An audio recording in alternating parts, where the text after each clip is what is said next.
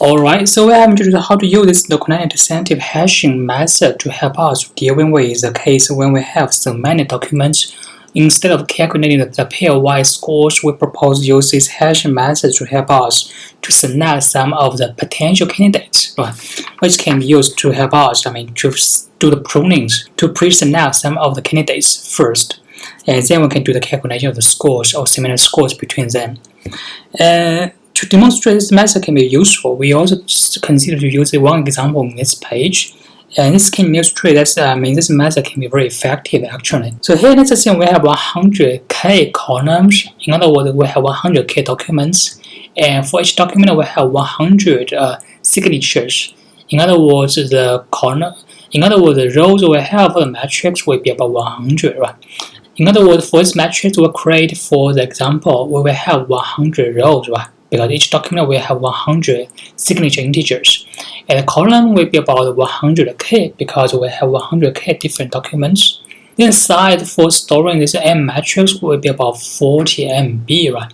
Because it's 100k times 100 and times 4 bytes for storage of integers will be about 40 megabytes. And here we want to find all the document pairs which are about 80% similar. And how can we do this? And how can we use this locality sensitive hashing to help us find such kinds of candidates? So as we mentioned, we have 100k documents, and if we consider pairwise scores between them, it will be about 100k times 100k minus 1 divided by 2, right? It will be about 4 billion pairs of signatures. This will be very huge if we don't consider the candidates, right? And we just do it in a brute force way, and then we may have to consider about 4 billion pairs of the signatures for all the documents, for all the pairs of documents. However, here if we consider to use this method we mentioned before, to use this locality sensitive hashing to help us do the pre-selections of some candidates, and we can choose about 40 bands. And we may have 5 integers for each band because we have 100 integers, right? We divide this 100 rows into 20 bands. Let's assume we have 2 documents, the C1 and C2, and we assume they are about 80% similar. If so, right, they should be selected according to our requirements. We want to find all the 80% similar document pairs. Here we just assume they are 80% similar. And the probability for C1 and C2 to identical in one particular band will be about what? We assume it to be 80% similar for all the signatures, right? Then for one single band, we assume their band, the code of the signature are all the same. They will be about 0.8 raised to 5, right? Because we have 5 integers in the band. Then the value will be about 0.328 for one band, right? So the probability for C1 and C2 to be the same in one single band will be about 0.328. And remember here we have 20 bands, right, for the 2 documents, and because we will partition them all the 20 bands to the buckets. If we have one case or one band which is partitioned into the same bucket, if so, then we can consider them as the candidates according to our previous descriptions. Therefore, the probability for C1 and C2 are not similar. In other words, they are all partitioned into different buckets for all the 20 bands, right? So the probability for them to be the same in one single band will be about 0.328. So therefore, the probability for them to be different in one single band will be about 1 minus 0.328, right? And the probability for them to be all different in all these 20 bands will be about 1 minus 0.328 raised to 20. It will be about 0.00035. Right. So before we assume C1 and C2 are similar, 80% similar, then the probability for C1 and C2 are decided or determined to be not similar according to our algorithm will be about 0.00035. It's a very low probability, right? In other words, if C1 and C2 are similar enough, then the probability for them considered to be similar will be very high and likely, right? Because we have to do the 1 minus here. This is called denoting they are not similar according to our method. So, according to this calculation, we know that about 1 over 3,000 about this value, right? About 1 over 3,000 of this 80% similar document pairs will be partition, will be decided to be false negative, because originally they are similar. However, they are decided to be not similar according to our calculation, and the probability is about 1 over 3,000. In other words, for most of the cases, this method can will partition or will decide similar documents. They will be partitioned into the same buckets at least once in one of the bands. Right? It demonstrates this method will be effective actually in most of the cases, and we may still make some minor mistakes for some of very small fraction of these cases. It will be about 1 over 3,000 of the cases. It's a very small number, right? So this method will be very effective actually. So according to the previous calculations, we can further denoting the distributions of the numbers we showed before. So this S denoting the similarity scores between two documents we mentioned before, right? This is denoting the S. This is 0.8, denoting the S, the similar scores between them.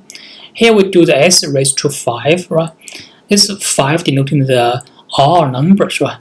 Because we mentioned before, we partition the M matrix into B bands. Each band has R rows, right? So therefore, we have S raised to R, denoting they are similar in the band, and then the probability for them, to be different would be 1 minus S raised to R, right, in one band, and the probability for them all be different in all the bands would be about 1 minus S to R and raised to B, right? They are all different in all the bands, the probability. So the probability for them to be the same in at least one band would be about 1 minus this value, right? And on the left-hand side, we show the distribution for this value depending on its S value, actually. So this x-axis denoting the similar scores between two sets. This y-axis denoting the probability for them to share at least one single bucket or one single band. And we can see the curve, as this S value increases, and this curve will gradually goes up, and then it will go suddenly upward with some certain values. Then it will be approaching 1.0 instead. And for the value, this curve changes suddenly will be equals to or will be approximated to 1 over B raised to 1 over R. So in other words, if two documents, S value is larger or is approaching to this value, if so, then this method will be very effective. They can be able to decide them to be similar, right? And this T approaching to 1 over B and raised to 1 over R can be used to help us to tune this B and R, these parameters. We can also have an example about how to tune the parameters for you, right? And let's assume, in this column, and we show the distributions of the function we showed before, depending on these S values. And so, depending on the different S values, we can have different values for the probability scores, right? We can see it will increase suddenly as it approaches about 0.5 actually in this range. Originally, in the very beginning, it's a very small number. However, as it approaches 0.5, it will go upward to approaching 1.0. And the values for them to approaching 0.5, then they can go up. The main reason is because the value of 1 over B raised to 1 over R is defined to be 0.5493. So, according to the parameters of this method, so if the S value is larger or is approaching to this value, then probability will be approaching to 1.0, right? According to the curve distributions. So in this way, we can also use this value to help us tune these B and R values. We want to make sure, we can find enough, or we want to make sure this method can find enough or all the candidates we want to find. For example, if we want to make sure this algorithm can find all the candidates whose similar scores are larger than 0.5, then we can define this BR in this way, right? As B equals to 20 and R equals to 5.